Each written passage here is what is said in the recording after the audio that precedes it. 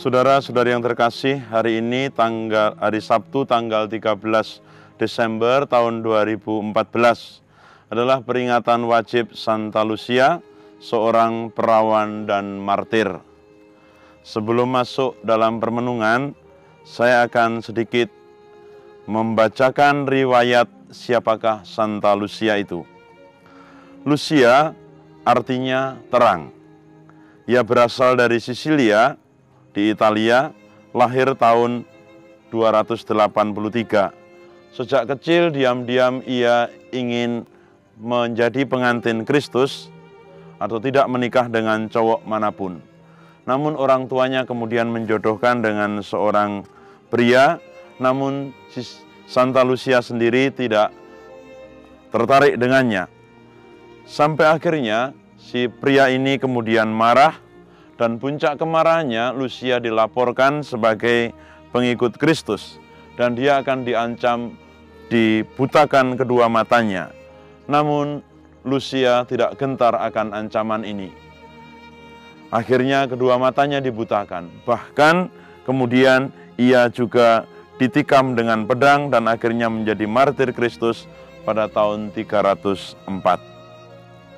Saudara-saudari yang terkasih, adakah anak-anak zaman sekarang yang punya cinta membara akan Kristus seperti Santa Lucia? Itu pertanyaan yang bisa menjadi bahan refleksi dalam memperingati Santa Lucia. Lalu di dalam Injil, kalau kita lihat dan juga di dalam bacaan pertama, Elia adalah seorang nabi besar. Ia berulang-ulang disebut di dalam kitab suci.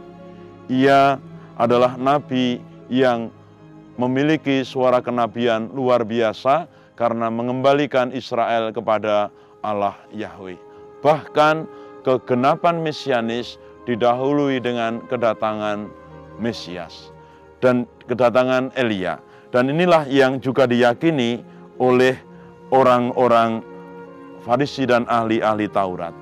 Dan Yesus menyadari benar bahwa Elia, yakni di dalam diri Yohanes Pembaptis, sungguh-sungguh mencerminkan sikap dasar Elia.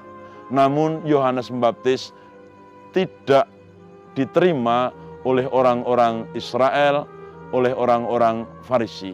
Bahkan Yohanes dimusuhinya. Akhirnya Yohanes dihukum mati oleh Herodes. Dan ini tentu adalah kegembiraan tersendiri bagi orang-orang Farisi yang banyak mendapatkan kritikan dari Yesus. Saudara-saudari yang terkasih, Yesus kedatangannya disiapkan oleh Yohanes. Yesus kedatangannya disiapkan dengan semangat pertobatan. Injil hari ini menunjukkan kepada kita bersama, memang Elia akan datang dan memulihkan segala sesuatu. Dan Yohanes telah mengembalikan iman orang-orang Israel. Iman yang dangkal menjadi iman yang mendalam. Iman yang setengah-setengah menjadi iman yang penuh. Dan Yesus menjadi jawaban atas penantian kerinduan orang-orang Israel.